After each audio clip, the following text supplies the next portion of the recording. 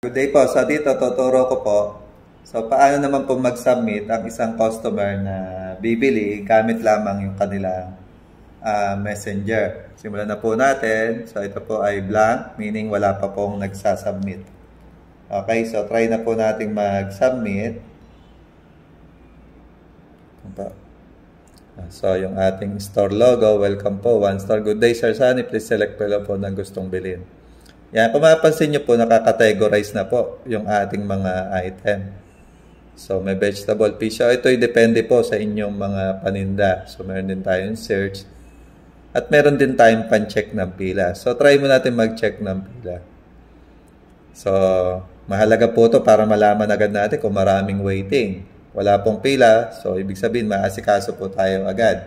Check natin. So, tama. Wala pong pila. So, click na po natin yung bibili na. So, example, bibili tayo ng canned goods o delata. Okay, please wait. So, yan. Example, meron tayong century tuna at ligo. So, ganun lamang. Napakabilis po ng result.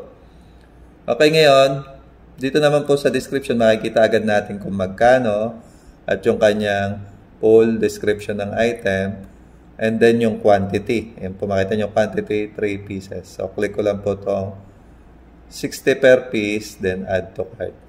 Ayan. Okay, so ilan daw po ang gusto nating bilhin? Ayan o. So, na-mention nyo sa example, bibili tayo ng 2 pieces. So, kung 60 isa, 120 po yan. So, tama po. Yung total natin, 120. Okay, kung gusto pa natin magdagdag, click lang po natin yung mag-add to cart pa. Okay. So, ngayon, dadagdag naman tayo na. So, example, ang idadagdag natin ay bread. Yan.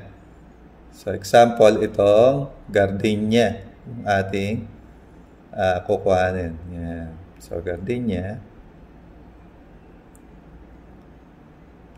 Okay, ilan po ang gustong bilhin? Example, 110 lang daw po isa. So, buy tayo ng 1. Okay. Okay, so this item total 110. So, mag-add to cart pa. So, pwede tayo mag-add kung ilan yung gusto. So, ganun lamang po ka-bilis. Okay, so check out na po tayo. Okay, so dito naman, tinatanong niya tayo kung ipapadeliver o walk-in. So, talaga napaka-flexible nitong ating ating system. So, ang total po natin ay 230. So, cash daw po ba o online? So, example, cash. Okay, your order total, 230. Kano po ang inyong ibabayad? So, example, nilagay ko ay 200. So, dapat wag niya itong tanggapin. Mapansin niyo po, short ang perang ibabayad na 200. So, try again po tayo.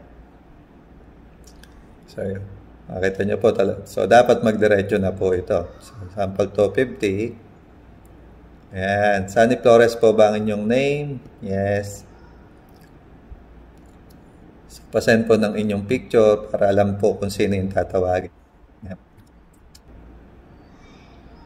So, ayan. Nasubmit na po. So, ito po yung ating dalawang item. Isang tuna at isang gardenia. Ang total natin ay 230.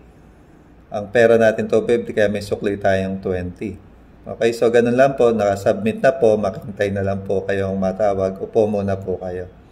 Okay, so talagang doon pa lang ay napaka-ginhawa. Ngayon, dito naman sa ating spreadsheet. Kaya kung mapansin nyo po, lumitaw po tayo. So, waiting time, ayun, kasasubmit just now. Picture po natin. At yung ating item na bibilin. Yan po, yung century tuna. Yung ating pangalan at yung ating reference. So, ganun lamang po ka-simple. So, yung isang item, isang picture po pinapakita. So, at least nakakita po natin agad yung first item na kanyang binili. So, ganun lamang po kadali, napakaginhawa.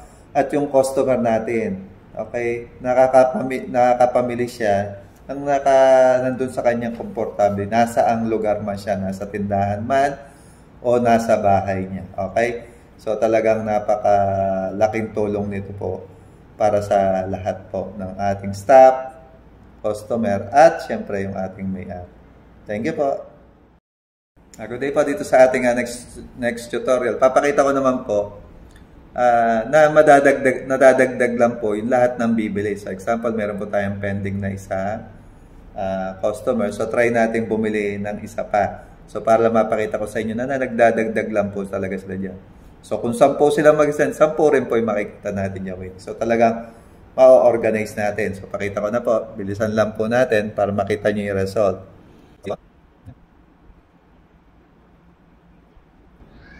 So, yan. Nag-send na po. Ngayon, check po natin kung madadagdag po. So, yan na ating total. So, nasubmit na. Ngayon, check po natin kung magiging 2 po. Ayan. Kung mapansin nyo po, naging 2 na nga po.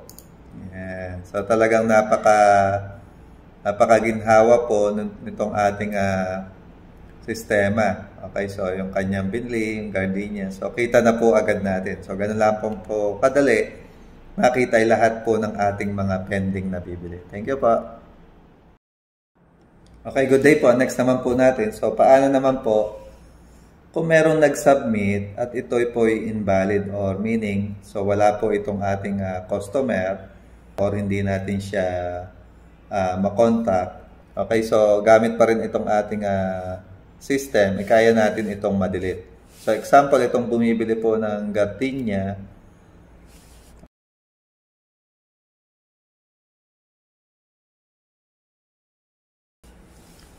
At select ko lang po itong delete, submit. Yan. So, kailangan mawala na po siya sa So, kita nyo po. So, ganun lamang po kadali. So, walang kahasel-hasel. Napakadali po ng pag-delete. Thank you po.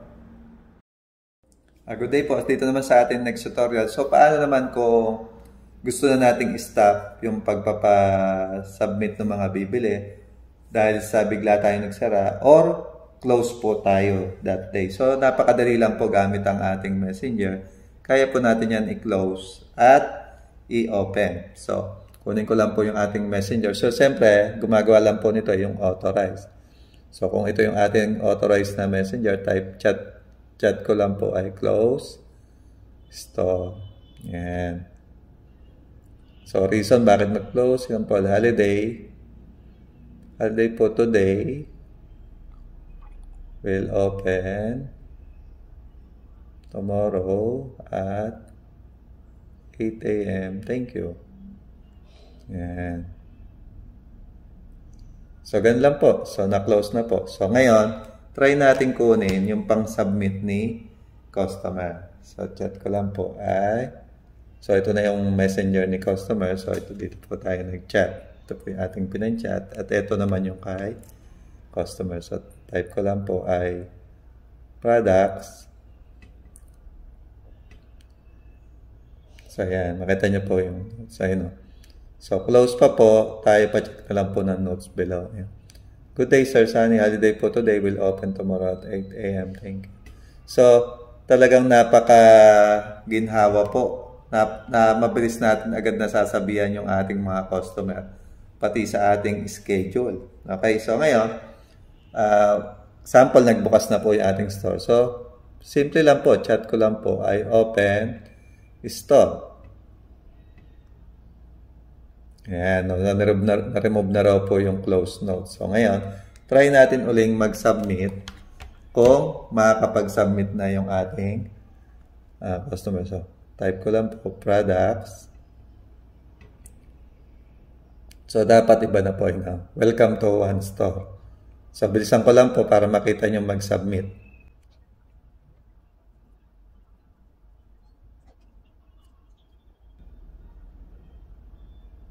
So, ayan. Dapat 2 na. So, ayan. Pag-submit na po. Just na. At carrots. So, ganun lang po. Thank you po. Good day po. Dito naman sa ating next tutorial. So, paano naman pong mag-verify ng bibili?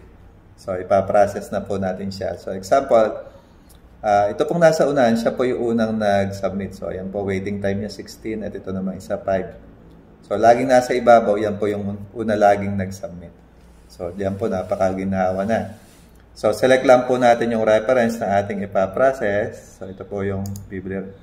At select lang po natin itong green button for cashier 1. So, mapansin nyo po dalawa. Meaning, kaya po nating mag-process ng dalawang cashier. So, pakita ko lang muna po itong cashier 1. So, select nyo bibili reference for cashier 1. So, click ko lang po. At dadalhin niya tayo sa tab ng pagpapunch ng cashier. Yan. So, kung mapansin nyo po, okay, so ito po yung picture ng ating cashier 1. So, name niya Sunny.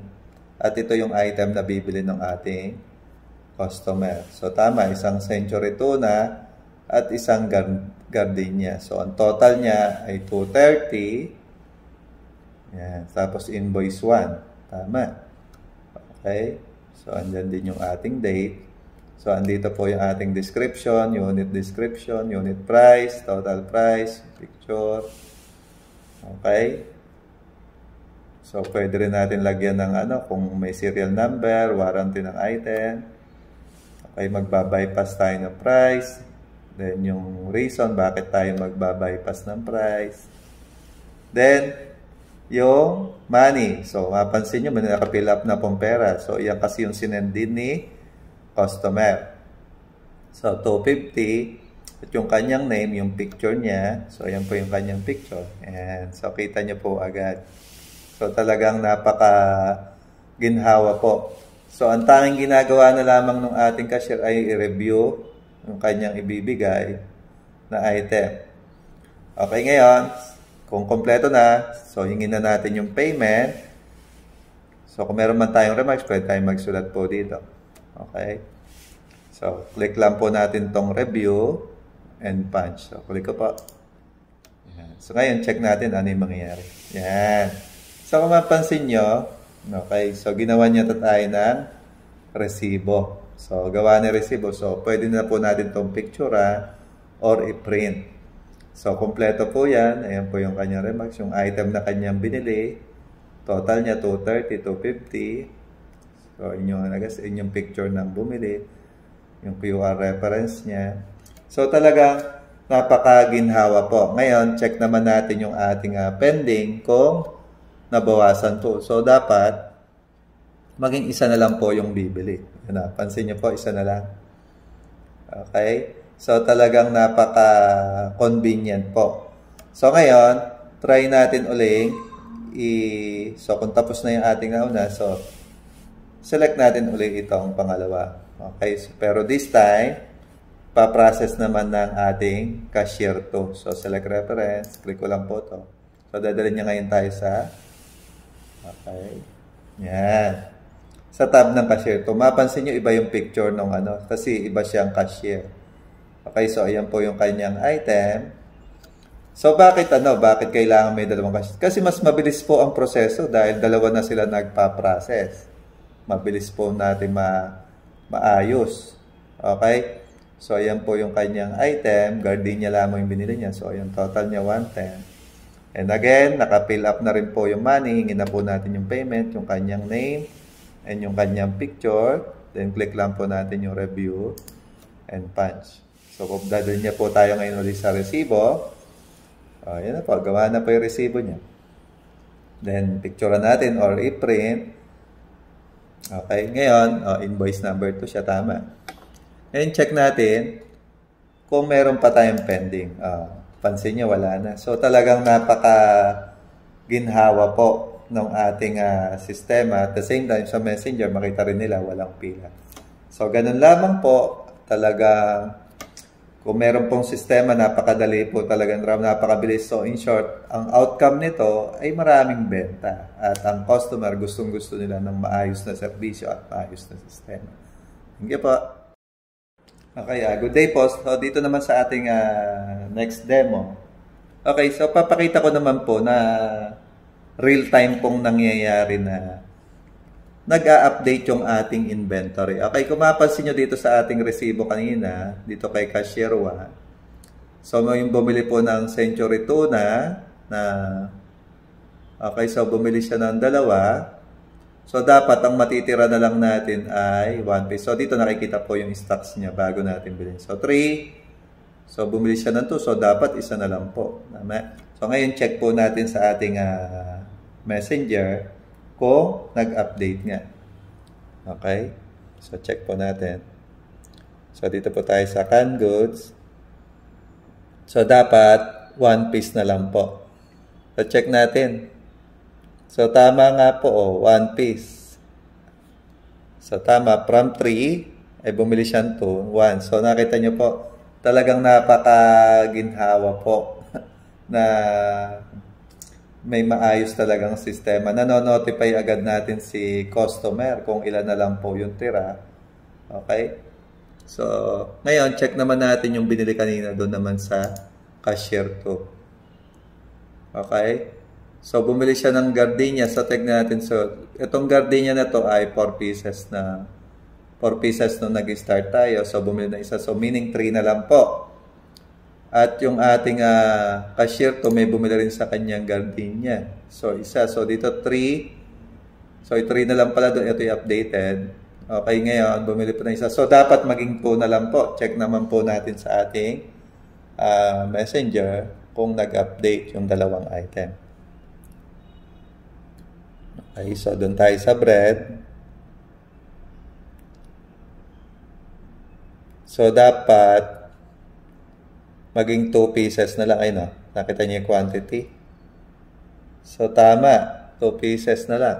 So, talagang nakita niyo po, sumasabay po yung mga item natin sa messenger based din sa ating spreadsheet record. So, ganun lamang po kadali. Talagang sobrang ginhawa po. Thank you po.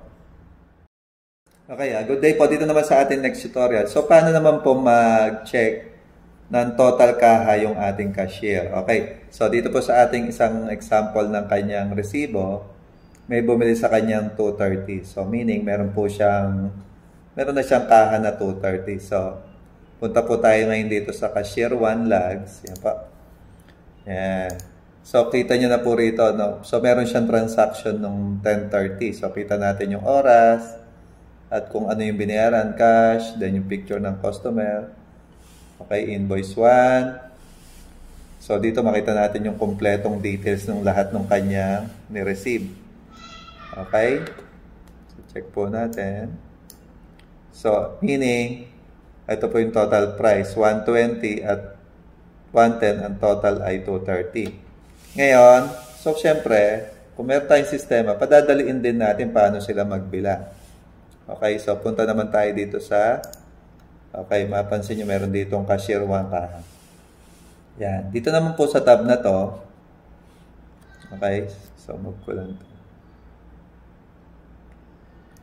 Okay, sa tab po na to, okay, mapansin nyo po tama, 230 po yung kanyang total. Meron po siyang pang cash count. So example, ang na-receive niyang money ay,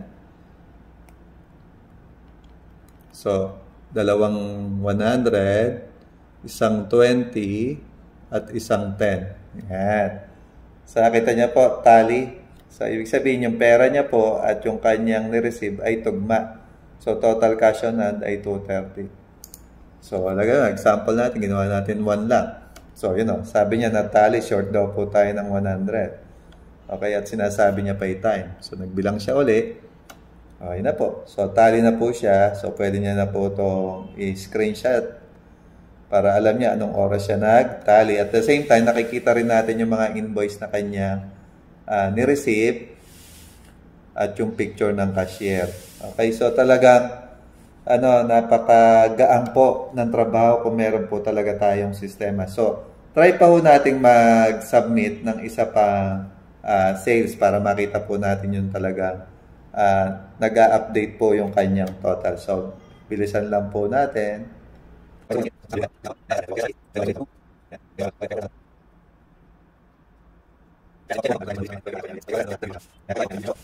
So, ito na yung ating pangatlong invoice. Okay, so pag na-receive na natin yung pera, review and punch. So, dapat invoice 3 na po tayo. Yan. So, mapansin nyo po, invoice 3. Okay, taas ko lang po itong ating picture. Yan.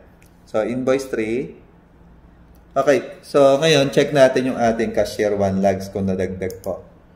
Yan. So, mapansin nyo po. Invoice 1 at 3. Yung 2 kasi na kay cashier 2. Okay. So, yan yung kanyang total. So, ngayon, magkakaha na tayo. So, nadagdagan lang tayo ng 6 pesos. Nakita nyo po, not tally. So, kasi di pa tayo nagka-cash count. So, example, may nadagdag sa atin 6 pieces na 1 peso. Yun. So, tally na. At yung ating invoice na na-receive ay 1 at 3. So, talagang napaka-convenient po talaga ng may maayos na sistema. Lahat po nakangiti, walang stress, walang masungit. Thank you po. Good day po dito sa ating next tutorial. So, paano naman po magdagdag ng item? Okay, so napakadali lang po. So, dito sa ating spreadsheet, ito po yung ating pang fill up ng new item. Naka-ready na po yan. Ngayon, kunin naman natin yung ating messenger na nakikitang item ng ating customer. Okay, kung mapapansin nyo, dito tayo sa under ng canned goods. Okay, meron tayong Century Tuna at Rico. So, dalawa lang po sila. So, ngayon magdadagdag tayo ng isa pang item. So, example, corn beef. So, simulan natin po dito sa category. So, may drop down na po yan.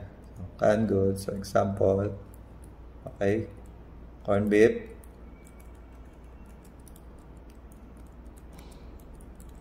Yan. So, corn beef. So, specs, kung meron man tayo, compatible. Wala naman tayong specs, not applicable lang po natin. So, yung brand natin ay Pure Foods. Okay, yung model name. So, wala man tayong model. Model number, color, wala. So, ang size natin, example, ay 150. Okay, grams. Yan. Ngayon, yung item image natin. So, ito yung ating item image. So, tuturo ko po sa inyo yan pagka nag-avail na po kayo. Okay, so copy ko lang po URL niya. So, paste ko lang po dyan yung kanyang item. Ayan, nakita niyo po yung corn beef. Tapos yung unit description niya ay per piece. So, ayan, nakita niyo po. So, ngayon, ang puhunan natin, for example, ay sample ay 20. Ayan. Okay, so ang before price natin, example ay 30. So, nakita nyo po, may drop down. Ngayon, bebenta natin siya na example ay 25. Ayan. So, kita po tayo ng 5 pesos per piece. So, supplier natin. So, mahalaga itong supplier para alam natin kaino po ba ito galing. So, example, so, code lang natin, PFS. So, yun yung code natin. So, ilalagyan, napakahalaga para alam naman agad natin saan ito nakalagay. So, example, sa estante 4. Yan. So, warranty not applicable. Yan. So, pansin nyo nag-green. So, meaning, complete na po yung ating fill up. So, double check lang po natin. So, kung na-review na natin, so, click lang po natin itong review and create item. Yan. So, napansin nyo na na-erase na po dito, meaning po nag-update na po yung ating item sa Messenger. Ngayon, i-check po natin kung mag-a-add po. Okay, so kunin ko lang po yung ating Messenger. Okay, so ito po yung ating Messenger. Kunin ko lang po. So ito yung ating dinagdag canned goods. So dapat maging 3 na po sila. Yan. So, Century Tuna. Okay, sardines at corn beef. Yan. So, mapansin nyo po, talagang nag-a-update po agad. Pure Foods, sasayin po yung 30 per piece. So, talagang napaka-ginhawa po. So, ganun lamang po kadali. Thank you po. Good day po. Dito naman sa ating next tutorial. So, paano naman po mag-add na quantity? So, example, so nanggagaling yung ating mga quantity sa mga new delivery. So, paano po mag-add na delivery? So, napakadali lang po. At the same time, mag-a-update din po ito in real time sa ating Messenger. So, example, may dumating tayong corn beef. So, tingnan natin yung quantity ng corn beef natin dito. So, kung mapansin nyo po, quantity, 0 piece. Okay? So, example, meron po tayong delivery na 10 pieces. Okay? So, punta lang po tayo dito sa dulo. Yan. Mapansin nyo po, susundan nyo lang po yung aking mouse. So, ayan. For delivery input, receipt, URL. So, meron na po tayo nakapicture dito ng URL. Yan po. So, copy ko lang po yung URL niya. Ayan. So, yung software na yun, tuturo ko naman sa inyo paano po yung paggamit. Okay, paste ko lang po. At the same time, ayan po yung ating resibo. Ayan. Para makita natin kung tama po yung nilagay nating picture. So, example name po ng ating supplier ay PFS. So, yung page number, 1. So, yung amount, sample, 200. Okay, by Sunny. Ayan. So, na-green, ibig sabihin, complete na po. So, reviewed and add item to delivery list. So, ayan. Click ko lang po. Yun. So, ngayon, sasabihin niya tayo, mag-add na ng item. So, suglang po tayo sa left. Ayan. So, info, search items here. Dito muna po tayo sa red area. Okay. So, search ko lang po yung ating corn beef. Ayan. So, mapansin nyo, nagda-drop down po ko sa. So, pag once na nakaselect tayo, mapansin nyo po, nag-a-appear din siya sa ilalim kung tama yung ating napili.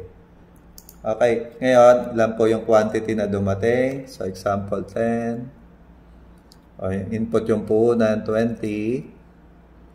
Okay, for delivery input, magkano natin daw ibenta. So, example 25. So, mapansin nyo pala rito, dagdag ko lang. So, yung price status niya, same price pa rin. So, balik lang ako dito sa item purchase. So, example, ginawa ko po siya 25. Yan, mapansin nyo, please check supplier dahil tumaas na 5. So, ibig sabihin, 20 lang daw yung huli nating bili. So, example, kung gawin ko naman siyang 15, bumaba ng 5. So, dito pa lang nanonotify na agad tayo kung yung binibigay sa ating presyo ay tama o mali. So, napakaginhawa po. So, balik ko na po sa 20. So, same price pa rin. Okay. So, for delivery, so, input magkano benta. So, ngayon, input natin magkano yung presyo niya dati. 30. So, mahalaga to para makita yung before and now price. Ngayon, sa lalagyan, kung saan daw po natin lalagay. So, example, sa istante 4. So, mahalaga para alam saan na po yung ganito nakalagay. So, meron po ba tayong remarks? So, none. Okay, kung kompleto na po, at na-review na, okay, so click lang po natin ito. Okay. Reviewed and add item. Yan. So, ngayon, madadagdag na po yung corn beef. Yan. So, after natin ma-clear, so, kung may iba pang item, dire-diretso lang po natin, tuloy-tuloy lang po natin. Ngayon, kung wala na po, click ko lang po itong review and end receipt. Yan.